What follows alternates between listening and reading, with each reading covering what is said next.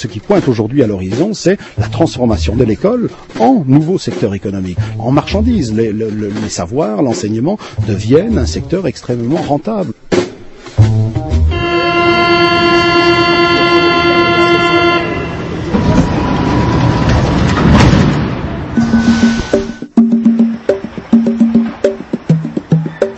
L'industrie n'a qu'une très faible influence sur les programmes enseignés. Les enseignants ont une compréhension insuffisante de l'environnement économique, des affaires et de la notion de profit.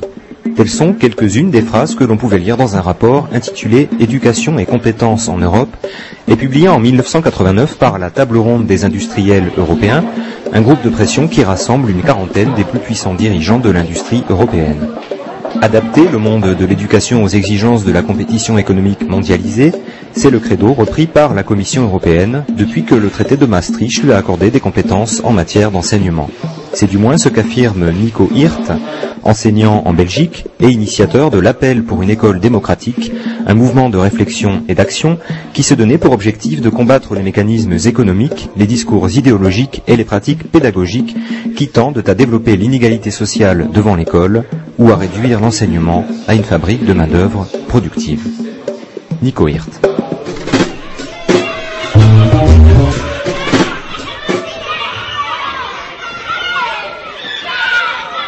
L'APED, Appel pour une école démocratique, a été lancé en Belgique en 1995 dans le cadre d'un mouvement de lutte contre des suppressions de postes dans l'enseignement francophone belge. Il faut savoir qu'en Belgique, l'enseignement a été décentralisé, c'est-à-dire confié aux communautés linguistiques à partir du début des années 90. Et depuis lors, tous les mouvements sociaux dans l'enseignement butent sur cette division de l'enseignement entre francophones et néerlandophones, c'est-à-dire que tous les mouvements se soldent par des échecs, parce qu'on répond systématiquement aux francophones, les flamands ne veulent pas mettre plus d'argent, et puis quand ce sont les flamands qui sont en grève, on leur répond la même chose dans l'autre sens. Et donc l'APED est née de cette volonté d'essayer de briser ce carcan qui a été imposé par la décentralisation et de tenter de renouer les ponts entre enseignants francophones et néerlandophones. Donc au début, on était surtout axé sur la question du financement de l'enseignement en Belgique, mais très vite, on s'est rendu compte qu'il ne suffisait pas de demander plus de moyens, plus d'argent, qu'il fallait aussi expliciter pourquoi, à quoi ces moyens devaient servir. Et là, on a dès le départ défendu une option très forte de investir davantage dans l'enseignement aux fins de démocratiser cet enseignement, c'est-à-dire de combattre les phénomènes de ségrégation sociale, d'inégalité sociale devant l'école qui caractérisent malheureusement encore l'essentiel des systèmes d'enseignement en Europe.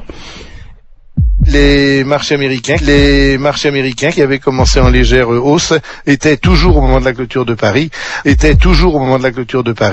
en baisse de 0,10% pour le Dow Jones et de 0,20% pour le Nasdaq. Au cours des années 80, la Belgique se débat à ce moment, enfin le gouvernement belge se débat à ce moment-là avec un très important solde net à financer, un déficit public qui atteint près de 20% du produit intérieur brut, et l'essentiel le centre de gravité de la politique éducative dans les années 80 était une politique d'austérité budgétaire. Mais à partir de la fin des années 80 et surtout au cours des années 90, on commence à voir des éléments de politique d'enseignement qui reflètent très clairement les volontés de la Commission européenne, de la Table ronde européenne des industriels, à savoir une volonté de dérégulation, de décentralisation de l'enseignement. Pas seulement pour, comme je viens de le dire, pour permettre de gérer plus facilement les rapports de force, les conflits sociaux, mais aussi parce qu'il y a une volonté de décentraliser aux fins de rendre l'enseignement plus flexible, plus adaptable, pour que cet enseignement s'adapte de manière plus souple, plus rapide, par le jeu de la concurrence entre les établissements, qu'il s'adapte aux attentes changeantes de l'environnement économique. Et ça, c'est une demande très forte émanant notamment de la Table ronde européenne des industriels et qui va être mise en œuvre en Belgique à partir de la fin des années 80.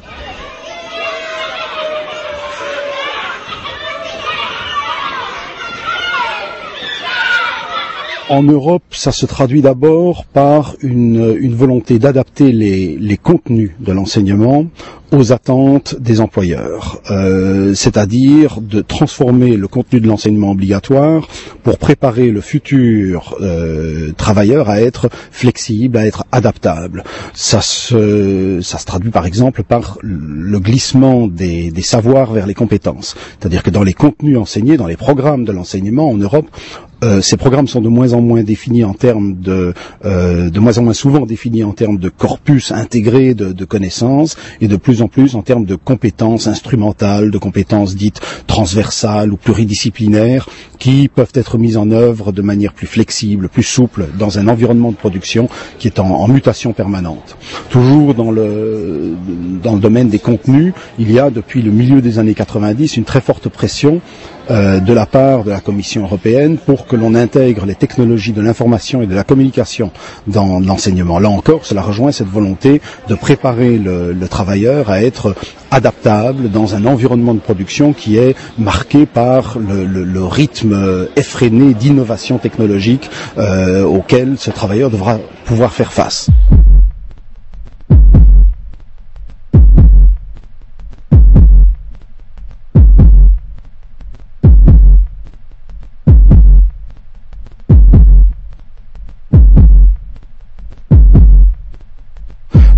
Une autre tendance, c'est la tendance à ce que la Commission européenne appelle la différenciation des systèmes éducatifs. Moi, je parlerais plutôt de dualisation, d'étirement des niveaux.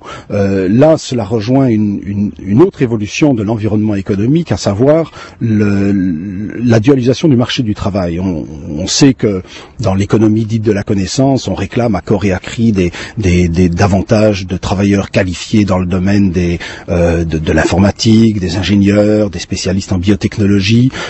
Et il est vrai qu'il y a un déficit de travailleurs qualifiés dans ces emplois à très haut niveau de formation, mais ce que l'on sait moins souvent, c'est qu'il y a également un déficit, qu'il y a également une croissance très forte de l'emploi dans les secteurs d'emploi à très faible niveau de qualification. C'est-à-dire d'emplois précaires en particulier. Ce sont essentiellement des emplois précaires, pas seulement, mais ce sont pour l'essentiel des emplois précaires. Par exemple, en France, 60% des créations d'emplois dans les années 90 ont été des emplois à faible niveau de qualification. Aux États-Unis, le département fédéral américain de l'emploi, dans le Monthly Labor Review, qui est sa revue théorique, prévoit que d'ici 2010, 64% des emplois qui seront créés aux États-Unis seront des emplois de type short term ou middle term on the job training, formation de courte ou de moyenne durée sur le tas.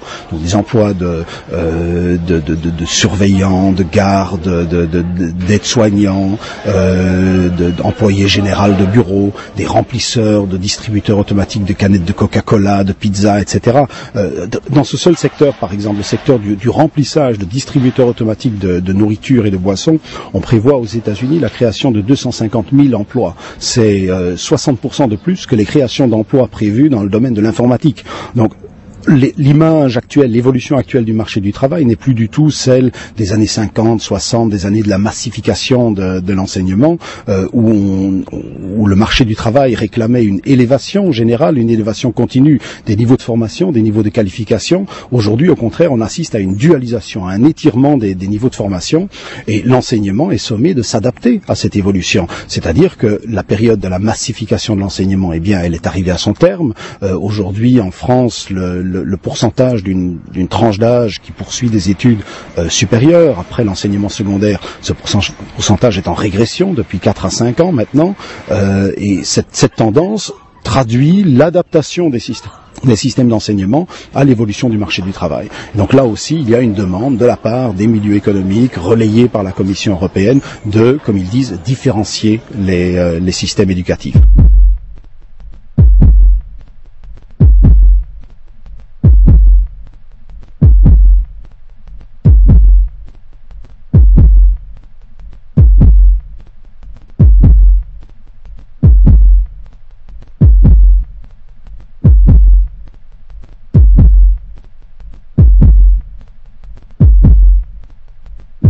Ça, c'est pour, je dirais, l'aspect contenu de l'enseignement. Alors, il y a d'autre part les structures du système d'enseignement. Il faut aussi que les systèmes éducatifs eux-mêmes deviennent, nous dit la table ronde, nous dit la Commission européenne, que ces systèmes deviennent plus flexibles, plus adaptables. Et on somme donc les États d'abandonner les systèmes d'enseignement qui étaient financés, gérés centralement par l'État, au profit de réseaux, d'écoles plus autonomes, en situation de plus forte concurrence mutuelle. On parle de régionalisation en particulier.